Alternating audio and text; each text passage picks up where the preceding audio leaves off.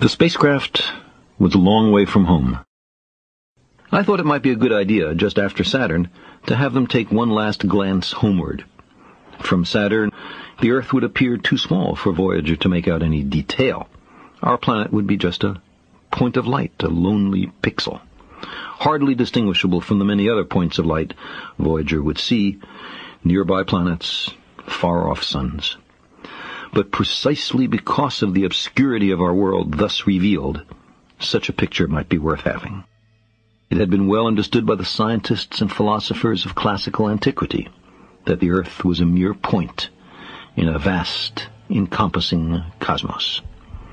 But no one had ever seen it as such. Here was our first chance, and perhaps also our last, for decades to come. So, here they are.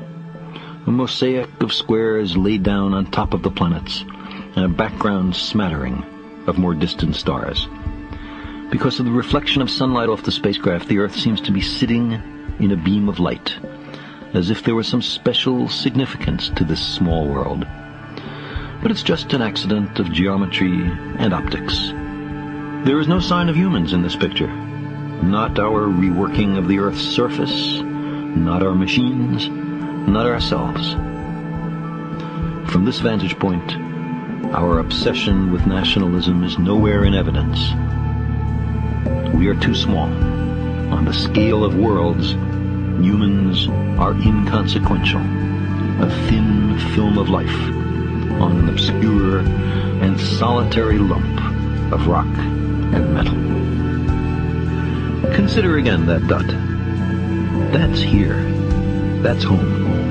That's us. On it, everyone you love, everyone you know, everyone you ever heard of, every human being who ever was, lived out their lives. The aggregate of our joy and suffering.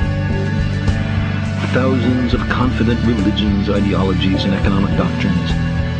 Every hunter and forager, every hero and coward, every creator and destroyer of civilization.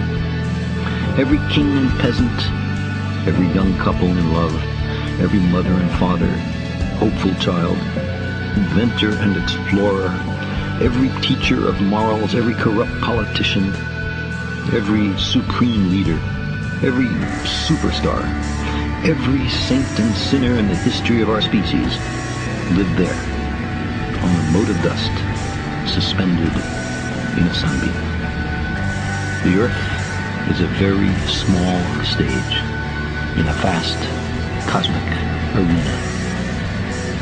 Think of the endless cruelties visited by the inhabitants of one corner of this pixel on the scarcely distinguishable inhabitants of some other corner. How frequent their misunderstandings, how eager they are to kill one another, how fervent their hatreds. Think of the rivers of blood spilled by all those generals and emperors, so that in glory and triumph they could become the momentary masters of a fraction of a dot. Our posturings, our imagined self-importance, the delusion that we have some privileged position in the universe, are challenged by this point of pale light. Our planet is a lonely speck in the great enveloping cosmic dark. In our obscurity, in all this vastness, there is no hint that help will come from elsewhere to save us from ourselves.